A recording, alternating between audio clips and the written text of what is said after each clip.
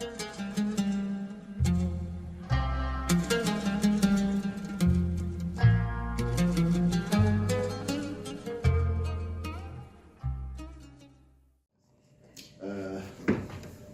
to this penultimate edition, the semester, I think, of the International History Forum. Good to see you all here. As someone said, upgraded from the usual S1 to A2. And that is thanks to our distinguished visitor, Faisal Devji, Professor of History at Oxford. I don't know whether some of you, I'm sure most of you have read him in some form or the other. Faisal is actually no stranger to the Institute. He was here teaching for a semester in 2013 or 2014, if I'm not mistaken, a very highly successful seminar in the Mint program. He's here today to talk to us on idle commodities and Islam. Faisal, of course, is a very distinguished historian of ideas, and somewhat unusual, I should say, in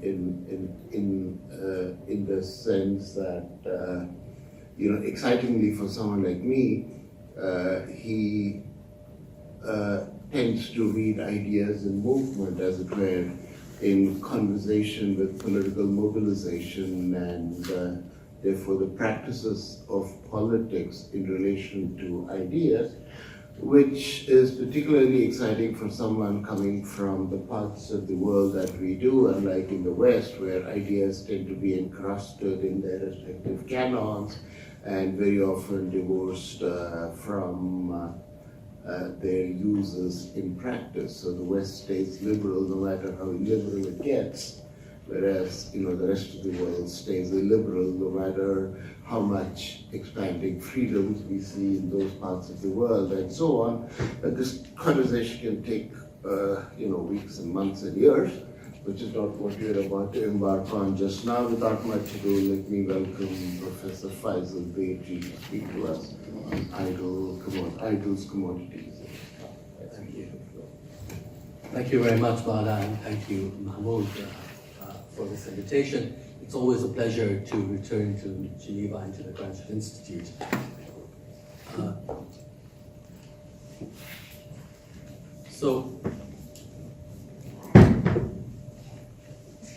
Much analysis of contemporary Islam is dominated or is placed under the sign of revival or return, a very Protestant sign to be placed under.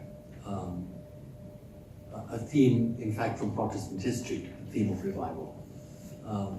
And there are two moments that tend to be emphasized as far as this revival of Islam goes from the mid to late 19th century, apparently until today. One is an anti-colonial theme, revival as a form of anti-colonial resistance, and the other, of course, is a post-colonial theme, revival as a form of post-coloniality.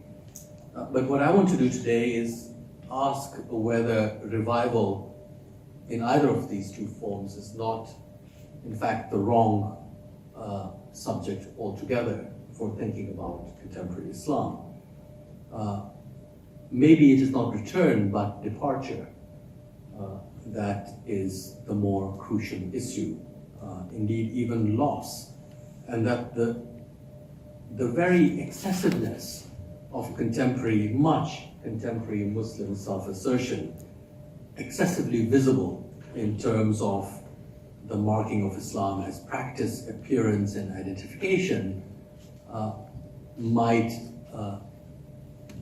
indicate not a revival or return, but rather mask a departure or a loss. That at least is the kind of argument I want to make today, speaking about what has come to be known as blasphemy, or more specifically, demonstrations and protests over insults to the Prophet Muhammad.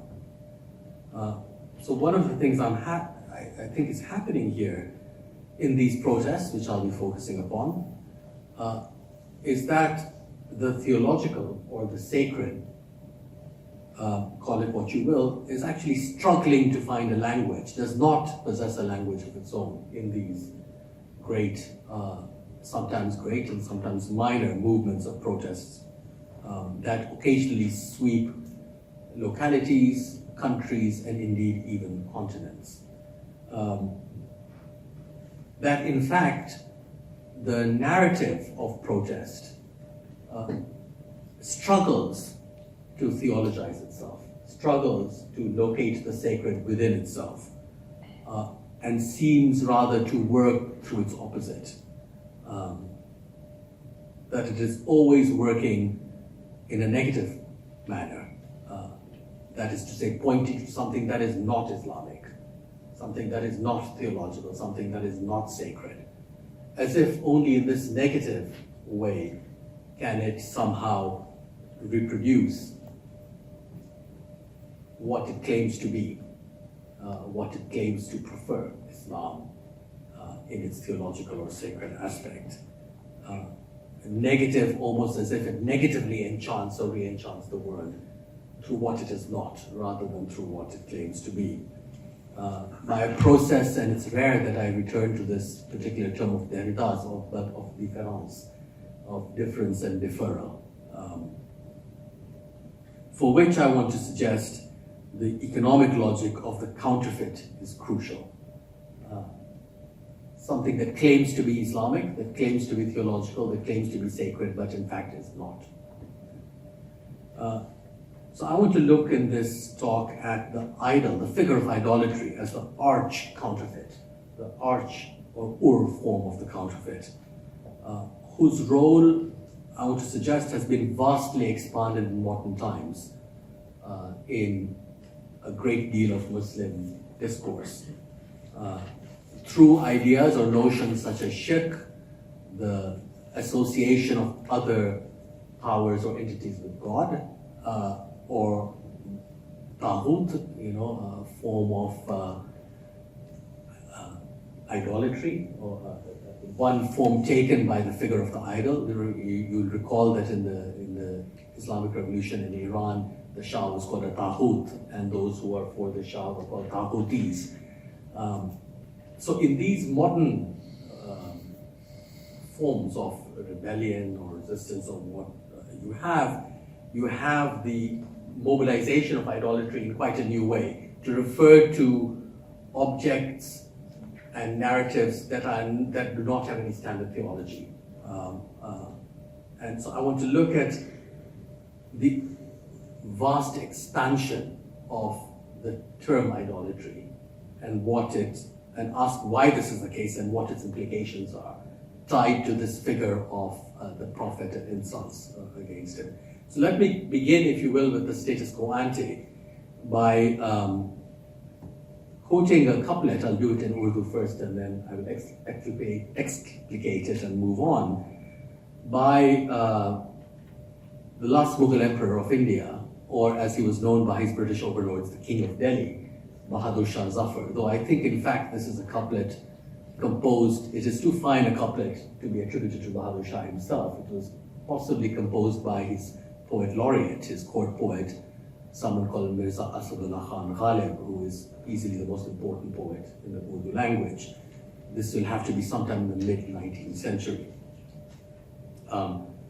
खुदा के वास्ते पर्दा न काबे से उठा ऐ wise, कहीं ऐसा न हो यहाँ भी वही काफिर सनम निकले. For God's sake, creature man, do not lift the veil of the Kaaba, lest that pagan idol appear underneath. So in one sense, this is a perfectly, it has a slight audacity to it, but there's nothing at all scandalous about this little verse.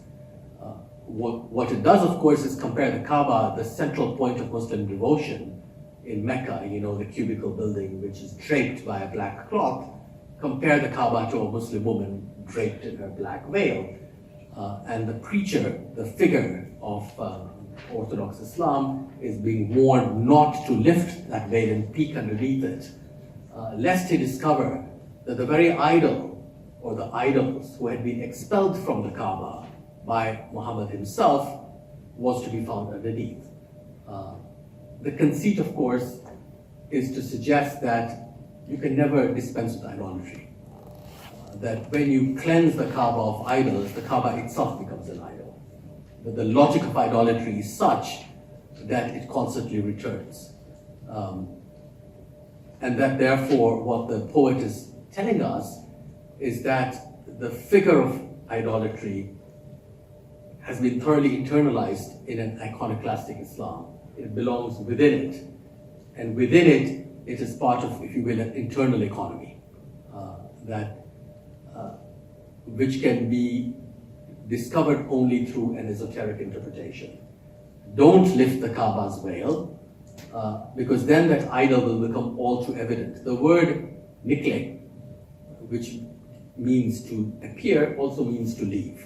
Right? So if you actually lift the veil, the Kaaba appears, and you don't want her to appear. It's always a woman, by the way. The idol is always feminine, or she might leave. And in either case, this poses a problem. Right? Now, this way of thinking about idolatry, simply one example, it's a literary example, entirely commonplace. The verse, as I said, is quite fine, but there's nothing exceptional about it. I wanted to offer it to you because the figure of the idol there is so intimate as to become a figure of religion itself, a positive figure. So that it is quite commonplace to describe God himself as an idol, or to describe your beloved, a human beloved, as an idol. Indeed, to this day, it is possible to name a female child Sanam, which means idol. It's an endearment. To call someone a Sanam is an endearment, even though, of course, the idol is an explicitly non- or anti-Muslim figure, anti-Islamic figure. You can also call your beloved kafir. You can call your children kafir as an endearment, kafir, of course, infidel, non-Muslim. You can even call God kafir. And the other word for idol, apart from Sanam, is Buddh. Sanam is Arabic, Buddh is, I guess, Persian. It comes, of course, from the Buddha, so the encounter with Buddhism. So here, in this verse, which I want to stand as a kind of literary exemplar of a logic or a narrative about idolatry, in which the idol is internal to Islam and is part of what I'm calling an internal economy with the divine,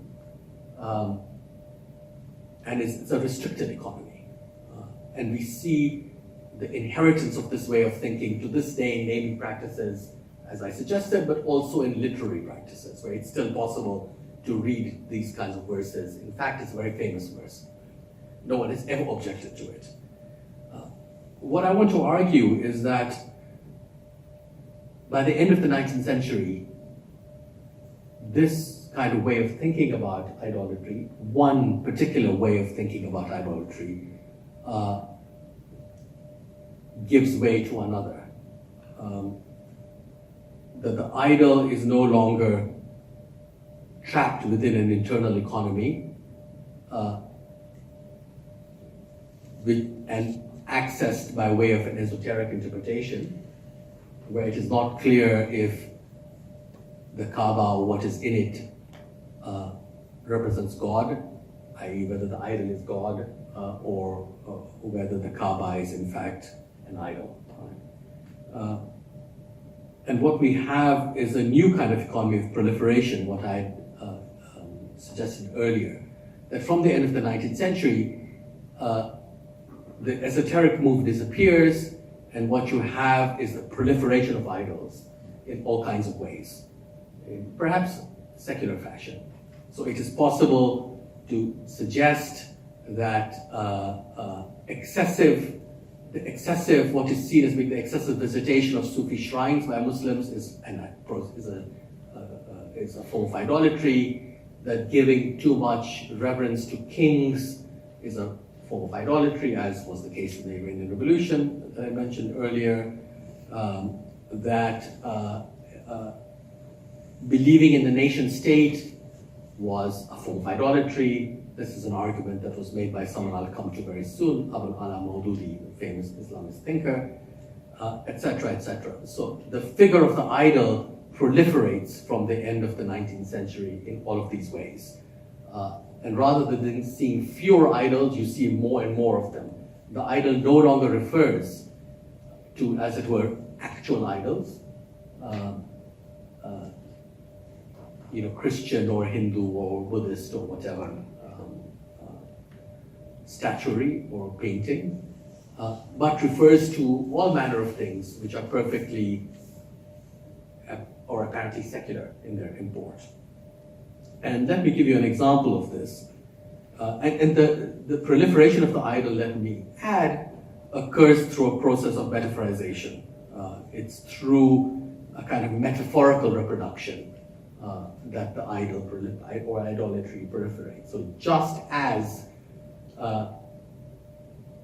the real quote-unquote idol of temples or churches was an idol, so too is the king an idol, or the nation-state an idol, or the Sufi shrine an idol, or something of that sort. Anything that is paid undue reverence. There is a kind of extraordinary generalization of this figure and this form, no longer tied to these logics of esotericism that I described in that verse that I read out. So let me give an example of what I mean from this aforementioned Islamist figure, Abul Ala Maududi. As you know, he is the founder of the Jamaat-e-Islami, the most significant Islamist party in South Asia, hugely influential in different parts of the Muslim world. And he has a quite interesting theory of sovereignty. So having read Hobbes and Jean Bodin and others, he says, look, the problem with sovereignty of course he takes as being property, takes as being the fundamental characteristic of the modern state, which is an institution he doesn't much like and he would like to roll it back. In order to do that, he has to strike at its basis, which he thinks is the notion of sovereignty. So what does he say? He says this idea of sovereignty as representing some absolute power to stop or start the process of politics is of course impossible. We may think that the American president, for instance, represents that sovereign power because he can put his finger apparently on that red button that can launch a nuclear arsenal without consulting Congress, without any consultation, if there is an emergency to be addressed. And that, in a way, is one of the forms that sovereignty takes, right? But we know that this is impossible. I don't know if we know that in the current president, but according to Maududi, we know that. That sovereignty is the concept of sovereignty in European political thought is not only impossible, but it is impossible because sovereignty of this kind can only belong to God. And it is precisely because there is a gap between the concept of sovereignty, which is absolute, and its reality, which is not, that tyranny and despotism enter the world. It is in that gap between those two moments, as it were, that corruption enters the world. It is not because human rulers are truly sovereign, but because they are truly not sovereign, that things degenerate, that violence enters. And so we must get rid of sovereignty altogether. It is an idol. It is an idol insofar as we attribute it to the nation state or to a king or to a president or whoever. Sovereignty must belong to God. In transferring sovereignty to God, of course, he expels it from human society altogether. Because his ideal is to have a society that runs itself in a form of social self-management. Now, Maududi is writing from the 1920s, slightly beforehand, and he's writing in a context in India, in colonial India, which is dominated increasingly by both anarchist ideals, but also Gandhian ones, which draw upon anarchism. Gandhi called himself a philosophical anarchist. And Maududi, in his early career, is a great admirer of Gandhi and writes an adulatory biography of Gandhi, which is seized by the British from press and destroyed, so we don't actually have an example of it.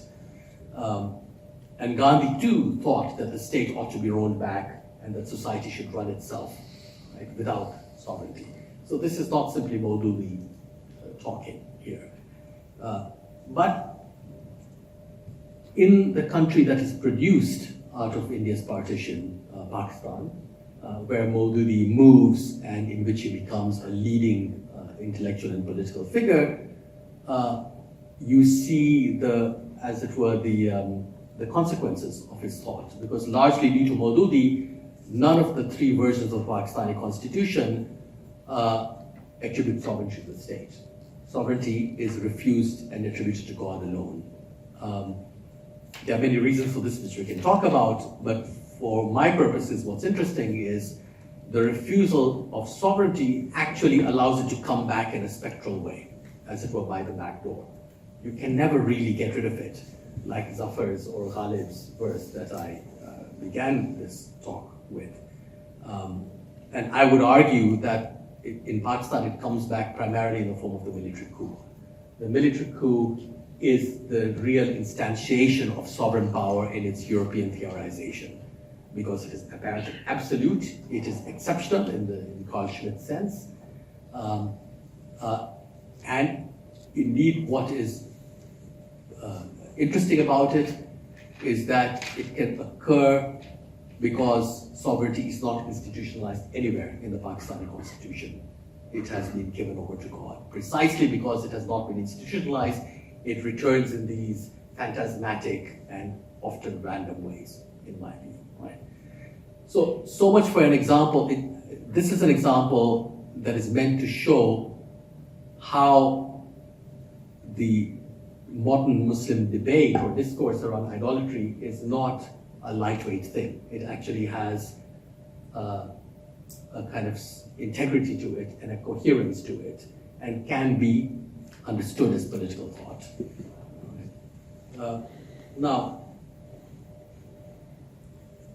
So Maududi prefers one example of idolatry's generalization as counterfeit and the problems that it poses. This, of course, makes for a great deal of anxiety about Muslim sanctities themselves. So if in Maududi's example, it's the European idea of sovereignty that is figured as an idol or as idolatry, in the eyes or words of lesser thinkers, it is the Sufi shrine, or it is undue reverence at a mosque, or it is any number of things. All of these are part of, as it were, a narrative continuum.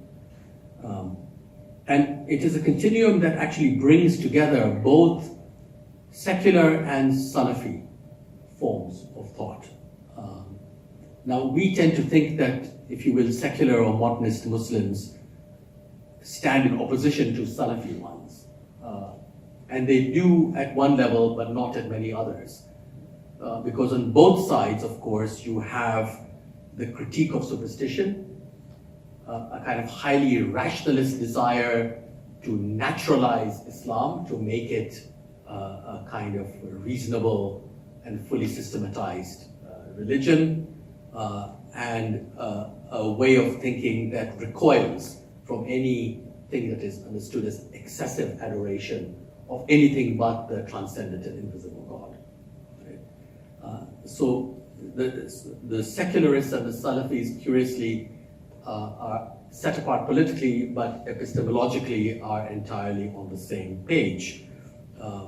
And what that results in is a kind of multi-pronged, if you will, form of self-critique, which is also a form of self-destruction, because what both secular and Salafi critique does is to question the very basis of old-fashioned or traditional Muslim sanctities. Right? And one of the ways they do so is through the figure of the idol or of idolatry. So all that by way of preamble, but I won't take so much longer, Bala. I want to come now to the figure of Muhammad and how this set of issues are being describing play out in these various controversies over insulting him. So I think these controversies over insulting the Prophet serve as sites where the anxiety I just described is rehearsed, constantly rehearsed. Through the following problem: how is it possible to feel offense at any insults delivered the Prophet without making him into an idol? How do we deal with the situation of mismatch, as it were, between a highly rationalized figure of prophecy? The Muhammad who is being insulted in all of these events is a figure who has been radically degraded. Right? He is no longer a miracle-working saintly figure. He has become an ordinary figure. He has become a leader, a father, any number. He can take on any number of roles. He is not a miracle worker generally. So when you protest insults to Muhammad, what are you protesting if Muhammad cannot be made into a sacred figure? And why is it therefore that Muhammad can be insulted but God cannot be insulted? I will return to this. So the narrative, the modern narrative, which has to do with controversies or insults to Muhammad, results from, at least in part, his domestication. In the twin secular Salafi mode of addressing Islam, he has been rationalized just as Islam has been rationalized, he's been naturalized in the way Islam has been naturalized. He can therefore only be defended as someone close to you, not someone so superb and transcendent who possesses any sacred characteristics, which makes the protests into a problem in their own right, I'm suggesting, right? So I suspect that this kind of narrative and the problem it raises emerges in the mid-19th century in British India. And I'll briefly describe two particular riots in Bombay, those of 1851 and those of 1874, which are, as far as I can tell, among the earliest controversies of this kind, of the modern kind, over insults to Muhammad, right? And the protests over insults to Muhammad, let me repeat from my preamble, have very little of the theological about them. They find it difficult to use religious language, partly because of the problem of mismatch that I indicated just now. So in 1851, you have a newspaper, a Parsi publication. It's important that these are Parsis, Zoroastrians, Indian Zoroastrians, in a great colonial metropolis. This is through print capitalism, right? So this is a Parsi publication meant for no one in particular. It's a newspaper or a journal written in Gujarati, published in Gujarati, which publishes stories of great men with portraits. This one publishes a portrait of Muhammad, but due to typography, to lithography, I should say, the portrait of Muhammad turns up with a kind of mark against his face, and it is this that apparently causes offense, and not the portrayal itself. The portrait of Muhammad is not a problem in this period. In 1874, you have another Parsi authored newspaper which is publishing stories about great men in history. One of them has to do with Muhammad. There, it's not a portrait. There is no portrait. There, it has to do, the offense is caused by the depiction of Muhammad in standard Orientalist fashion as a sensualist, right? Wives as kept women and this kind of thing. Now, what's interesting, a few things, let me say. There is no direct addressee. Right? So this is not an old-fashioned debate, theological debate, where one party will say something about someone else's religious beliefs and then the other party will answer. This is journalism conducted in a new public sphere, a new colonial public sphere, in which there is no addressee. It's anonymous, it's circulation, right? That is crucial. Secondly, in other words, we're talking about a new public sphere. This is, and anonymous circulation within the public sphere. Secondly, the offense felt makes use of this new language, which is shortly to be canonized in the Indian Penal Code, authored largely by Lord Macaulay, of hurt sentiments. This is still true in India and Pakistan and has become globally true with the controversies over Muhammad. The first global one of which was, of course, Salman Rushdie, the Rushdie affair of 1989. Now, when Macaulay puts together the Indian Penal Code, he's a utilitarian. He doesn't want to include blasphemy among its provisions. Blasphemy was among the provisions of the English law. And it was into the 2000s or into the late 1990s. So instead of putting blasphemy in, he puts hurt sentiments, offenses against the religious sentiments of people, just as libel and defamation are offenses against other forms of sentiment. Right? And it is this terminology, this resolutely and deliberately non-theological terminology, that comes to define all the great controversies of insult to the Prophet. Right? It's one reason why, but only one reason, why they tend not to be theological in character. So here you have 1851 and 1874, Parsi-owned newspapers addressing themselves to a new kind of public sphere, a generic public with no addressee, and with rumor and this sort of, as it were, capitalist circulation as their media.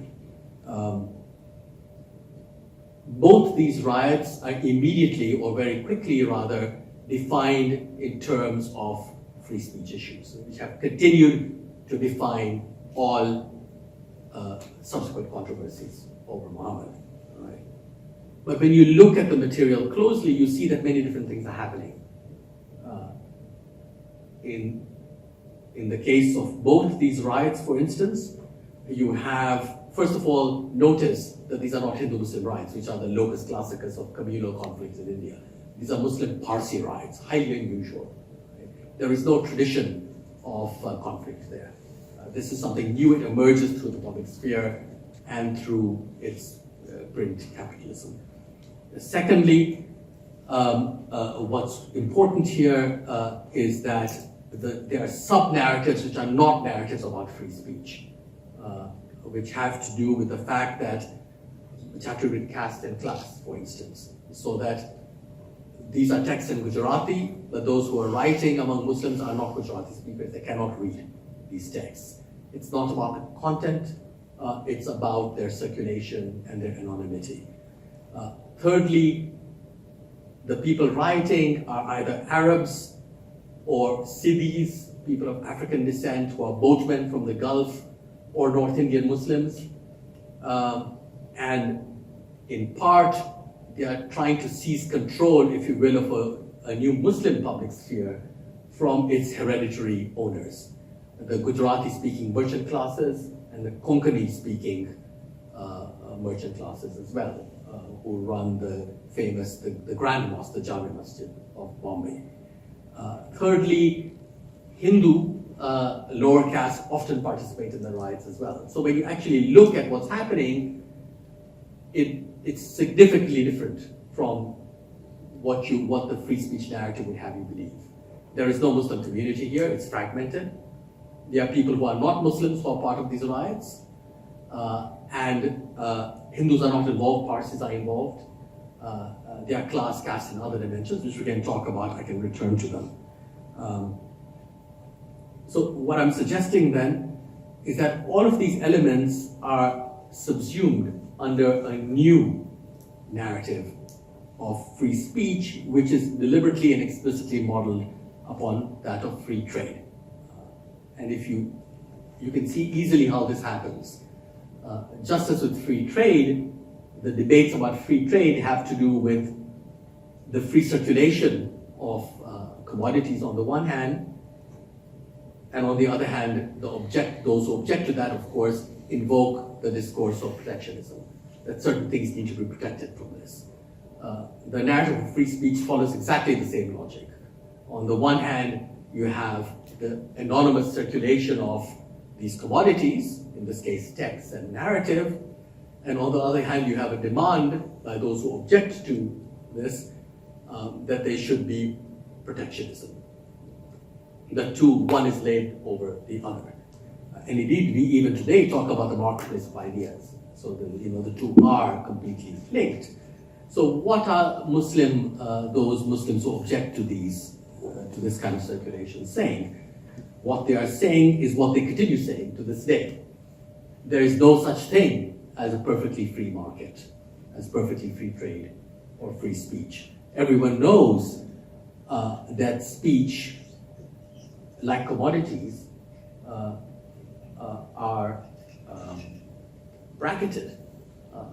In the case of commodities, by laws against counterfeit and contraband and things like that, and the case of speech, by defamation, libel, and things like that. And blasphemy, I suppose, would be one of these things. And so the entire debate is, if you will, a debate about economic matters. And it is deliberately seen in this manner. Now, it's only when we get to the Rushdie affair in 1989 that religion first comes to the fore in the concept of blasphemy. But of course, blasphemy here is taken from the British law. So here it is Muslims in Bradford and other parts of England who are saying, look, why can't we be included under the blasphemy provision that the Church of England has for itself? So even there, even when you do have the theological appear, it appears indirectly or secondhand. It appears through Christianity. It does not appear through Islam. It does not appear through Islamic language.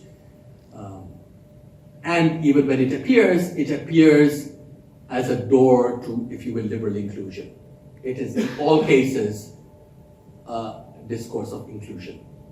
Why not have Muslims included? Of course, Tony Blair, when he comes to power, abolishes that law. Then subsequently you have people like the former Pakistani Prime Minister Nawaz Sharif trying to have the Irish blasphemy law become the model for an international blasphemy law. Then of course the Irish abolished that as well. So in all cases you have this kind of fascinating thing happen where the only way in which Muslims, either protesters locally or heads of state internationally, the only way in which they can deploy religion is through Christianity. They cannot use Islamic terminology in its own right, which is fascinating.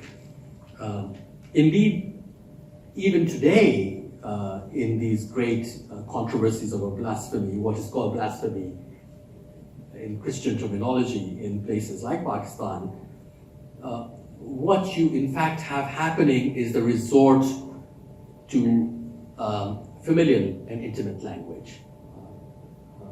They are, of course, Islamic terms: irtidad, apostasy, kufr, unbelief. It's not like they don't exist, but they are rarely, if ever, used. What you have is a kind of secular narrative of familial insult. So from the Rushdie affair, which introduces blasphemy, until today, in English or in European language, you use the Christian theological terms. In languages like Urdu, you don't use them.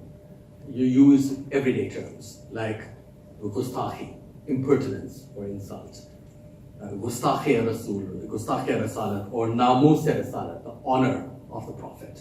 Right? These are everyday terms. There's nothing particularly theological about them.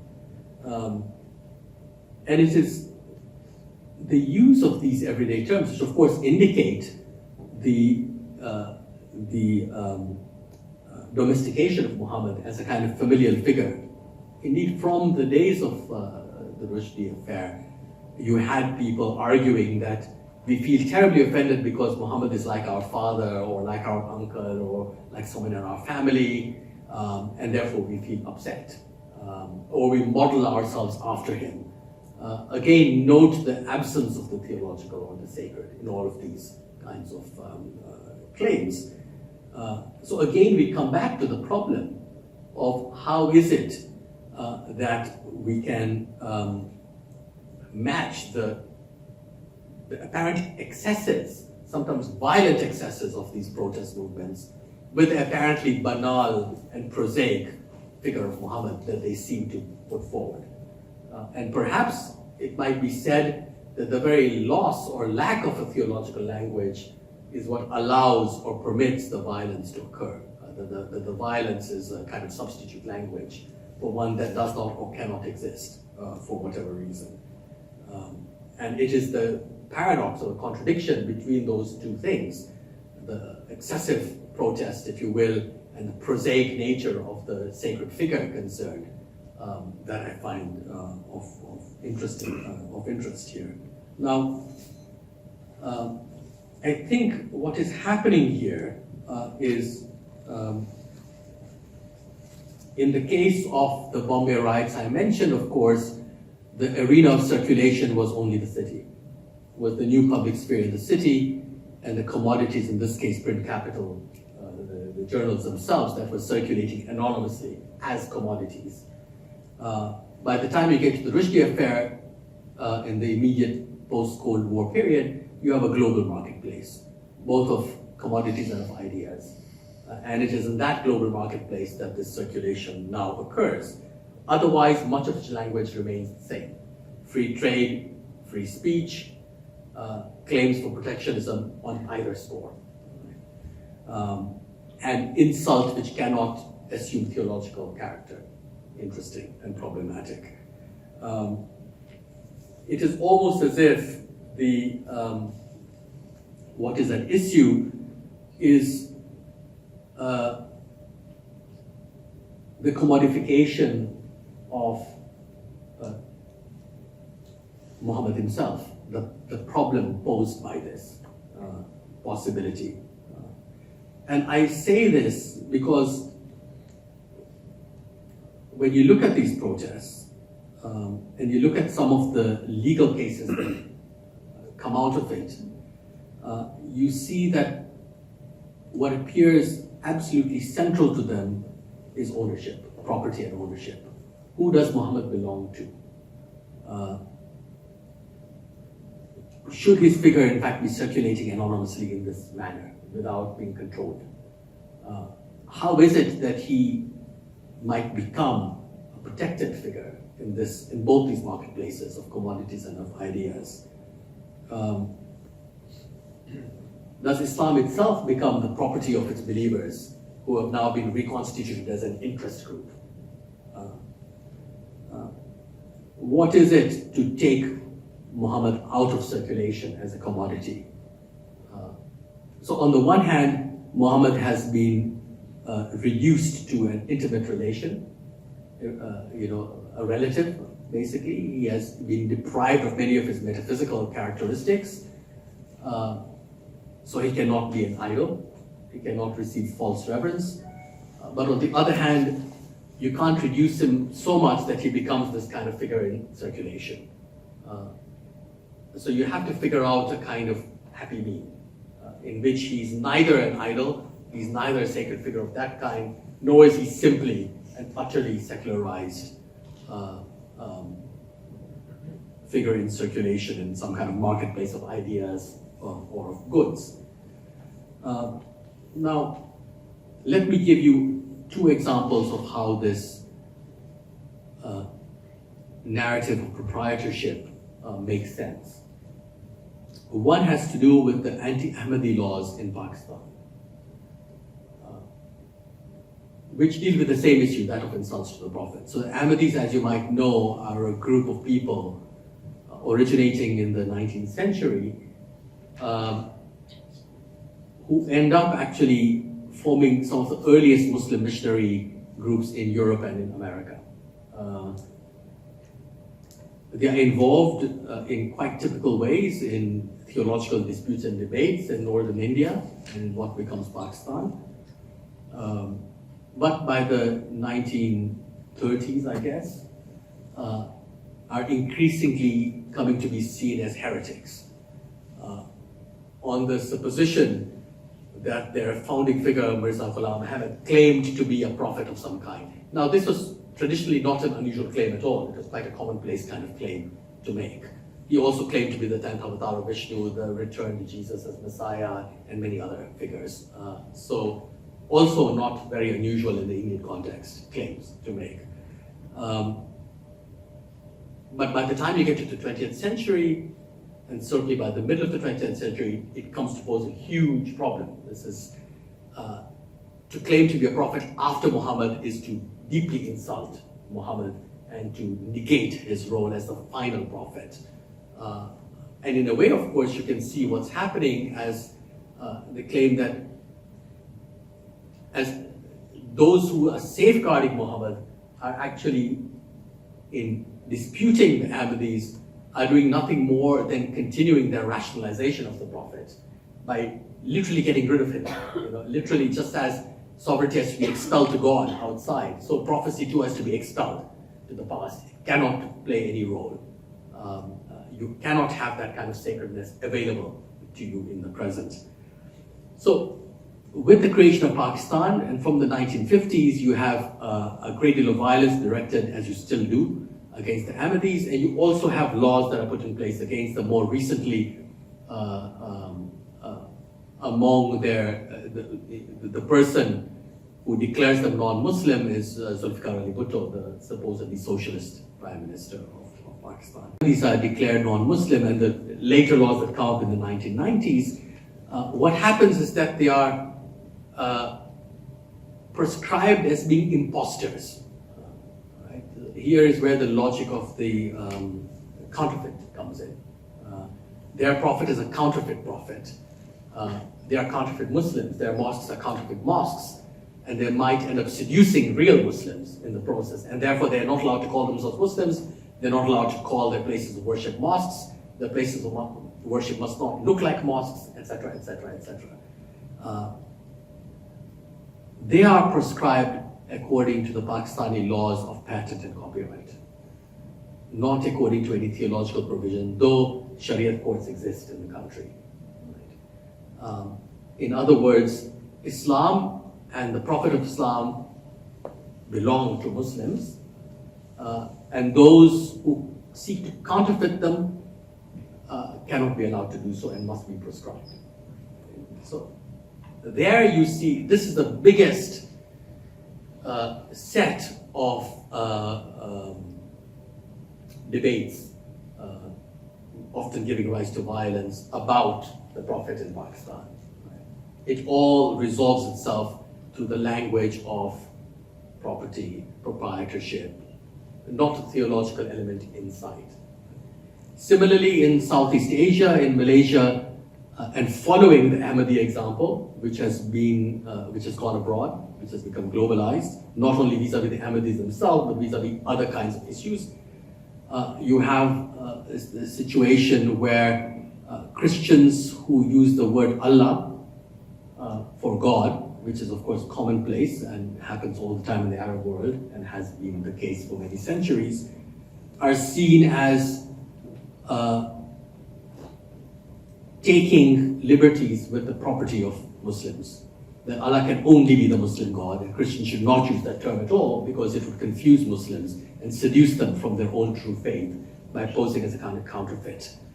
So there too, in Malaysia, you have this language of the counterfeit giving rise to debates and problems about Muhammad. So in all of these cases then, what I'm saying is that the theological does not get a look in. That the only way in which you have access to the sacred, if you will, is through Christianity in this case, but also through other religions.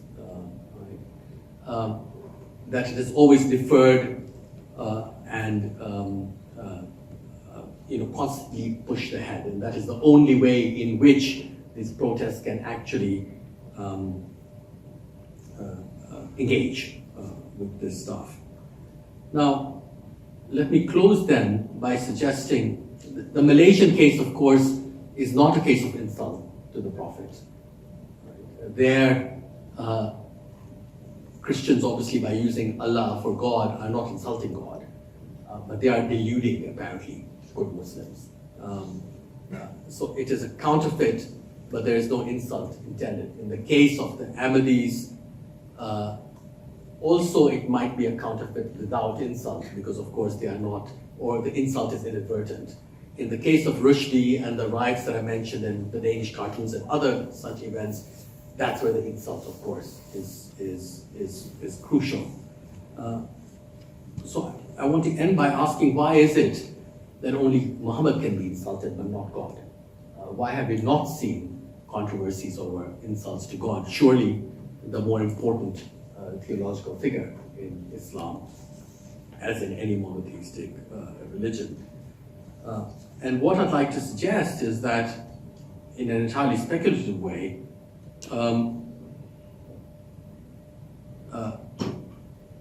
is that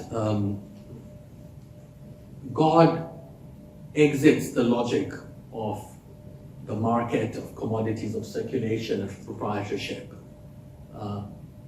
while Muhammad remains within them. Let me tell you why. So there's a Persian phrase,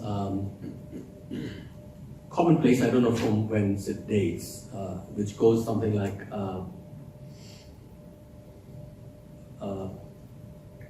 Ba Khuda Diwane Basho Ba Muhammad Khoshyar. Be careful, go crazy with God, but be careful of Muhammad. This phrase, which is a commonplace, was used in the title of a book published in 1989, the year of the Rushdie affair, written by one Shabir Akhtar, who was the most vocal and sophisticated opponent of Rushdie during the Rushdie affair. He actually now lives in Oxford. I see him occasionally. He used for his title, "Be Careful of Muhammad." Now, you might say, well, why can you go crazy with God? You can call God a kafir and a both and all of these things that I said you could earlier, and you still can, but you could never say anything like this against the Prophet. Surely the Prophet is more intimate. The Prophet has become domesticated. He's become like your father or uncle or something like that. But in a way, it's precisely because God is absolutely other, is absolutely foreign, that he's closer to you. As the Quran says, he's closer to you than your jugular. That he is nowhere. He is to be found nowhere and therefore everywhere. Also, God lacks paternity. Famously, and this of course is one of the ways in which Christianity is criticized, that God cannot be a father. So God cannot be in a relationship with you or with anyone else of a paternal kind. But Muhammad can. Muhammad, you can call your father and your mother. Muhammad has he can be a mother as much as a father. Right? It's not merely a paternal inheritance. So lacking all, as it were, genealogical style links and all familiarity of that kind, being absolutely other, God in a way can only be known by his opposite. He can only be known by the idol, by the woman, and God is routinely described in poetry as a woman, as a kafir, as a sanam, or as a both, to this day, right? But you can only do so, of course, in an esoteric style, through an esoteric reading. With Muhammad, you can't do anything of the sort. In a way, it is with God that the theological remains, and he remains outside this logic of circulation, of capital, of commodities, and a counterfeit. Whereas Muhammad, having lost his theological character, has been pulled within that marketplace of both goods and ideas. And the controversies that swirl around him are therefore conducted only in the terms of those markets. They cannot have, or they rarely have, a theological dimension. My argument is they cannot really have such a theological dimension. In fact, what they do is rehearse over and over again the impossibility of the theological as far as Muhammad is concerned. Now, I'm not suggesting that this is the only way in which Muslims approach Muhammad. This is not a historicist argument. So I'm not saying that once upon a time, Muhammad was a sacred figure who worked miracles and then people could have a theological relationship with him. And then he's been degraded both by the secularists and by the Salafis. And they are torn by anxiety over giving idolatrous attachment to any monument. I mean, in Saudi Arabia, shrines are torn down, militants blow up shrines, mosques, all kinds of things are destroyed. Muslim monuments are destroyed because, of course, they are considered idolatrous. Right? ISIS has a very good style in this. But I'm not suggesting that there has been a historicist shift or I'm not only suggesting that, because it is possible for people to have an entirely traditional relationship with Muhammad, that he can speak to you in your dreams, he can inform you in various ways. This happens all the time. I'm not saying that is as if a world of enchantment has gone. What I'm saying is that the controversies over insults to Muhammad have been structured from the middle 19th century in such a way as to permit the rehearsal of this problem, the rehearsal of this question of what does it mean to respect Muhammad. Can we do so without actually turning him into an idol? How can we defend him without turning him into an idol? Why is there such a mismatch between the prosaic character that he holds in our narratives and the passionate excess of our responses? It's like a language game, if you will, a Wittgensteinian language game. The insult to Muhammad genre serves as a site in which this problem is exercised and rehearsed. And God is outside this logic. In some ways, then, one can say that controversies over Muhammad rehearse also a certain kind of death of God, at least in their own little language game, where God is not present. God is rarely present in these controversies over Muhammad. It's always the prophet. God belongs to another kind of economy altogether, and the two are not connected. And they are not connected, of course, because the esoteric interpretation that had once allowed for a connection is no longer available, or is available only for literary narratives and not for any other kind of narrative. So going back to the Zafar quote I read out, where you can put together the kafir, the Buddha, the Sanam, etc., along with the Kaaba, God, those things can still be held together in literature, but have drifted apart everywhere else. We can only look to naming practices. You can call your child Sanam, as I said, and poetry, and nowhere else. And it is this that has allowed for the, if you will, the emergence of two different kinds of economies. One is, if you can even call it economy, where the sacred and the theological and God play out their relations, and the other in which the prophet and idolatry and commodification, the relations between those three things are played out. And it is the latter site which has been of interest to me as a site in which the problem of the disappearance of the theological or the sacred is constantly being repeated.